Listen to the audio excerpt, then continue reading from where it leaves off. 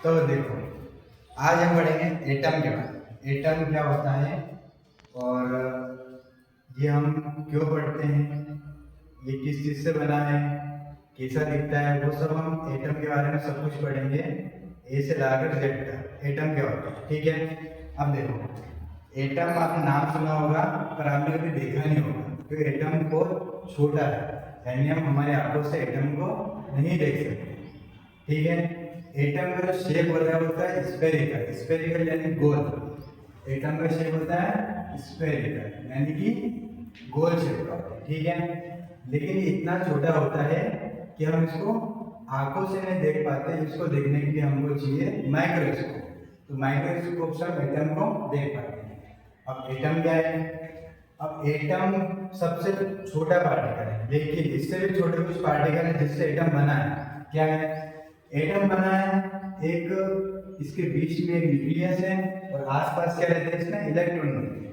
बीच में न्यूक्लियस और आसपास है इसमें इलेक्ट्रॉन। तो न्यूक्लियस और इलेक्ट्रॉन से मिलकर क्या बनता है? एटम बनता है, ठीक है। अब हम पढ़ते हैं कि न्यूक्लियस क्या होता है। न्यूक्लियस यानी कि एटम का सेंटर पॉइंट। न्यूक्लियस बनता है प्रोटॉन और न्यूट्रॉन से। तो वही न्यूक्लियस जो है वो बना प्रोटॉन प्लस न्यूट्रॉन से। इलेक्ट्रॉन का होता है, इलेक्ट्रॉन हवा में चक्कर लगाता है, यानी वो न्यूक्लियस के आसपास क्या करता है? रिवॉल्व करता है। कौन? इलेक्ट्रॉन। देखो एग्जाम्पल समझो, रियल लाइफ से समझते हैं क्या है। जैसे पृथ्वी सूरज के चक्कर लगाती है, सेम वैसे ही ये न्यूट्रॉन, ये जो न्यूक्लियस है ये हमारा क्या है? सूरज। और इलेक्ट्रॉन क्या हमारी पृथ्वी है। जैसे पृथ्वी सूरज के चक्कर लगाती है वैसे सेम इलेक्ट्रॉन भी न्यूक्लियस के चक्कर लगाता रहता है, ठीक है। लेकिन ये नहीं हिलता है, जो सूरज नहीं हिलता है वैसे न्यूक्लियस भी नहीं हिलता है, छोटा होता है।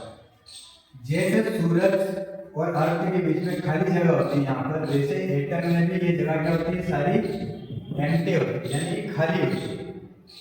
ये जगह सारी होती है खाली, यानी इसमें एटम में 90% जो स्पेस होती है वो खाली होती है। और कहाँ पर होता है सब? इसका मास न्यूक्लियस में। यानी अगर अपन किसी का वजन तोलते हैं तो उसका वजन कहाँ पर है? खाली। जितना न्यूक्लियस का वजन होगा उतना एटम का भी वजन होगा। तो एटम जो है वो हमारे लिए एक बिल्डिंग ब्लॉक है, यानी कि एक फंडामेंटल पार्टिकल है। एटम से सारी चीज बनी है।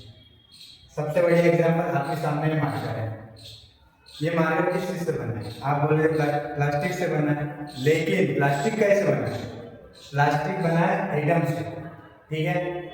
जैसे कि इस मार्कर की केप है, इस केप का थोड़ा सा अगर टुकड़ा आपको तोड़ के बताऊं तो वो भी करोड़ों एटम को मिलकर एक टुकड़ा बनता है प्लास्टिक का। यानी जितनी भी चीजें, मार्कर है, ये बोर्ड है, कुछ भी है, फैन है, पंखा है, टाइल्स वगैरह सब कुछ बने हैं छोटे छोटे कण को मिला के। यानी अगर इस केप की बात करूं मैं तो इस केप में करोड़ों एटम होंगे। करोड़ों एटम को मिलकर क्या बनी है? केप बनी है।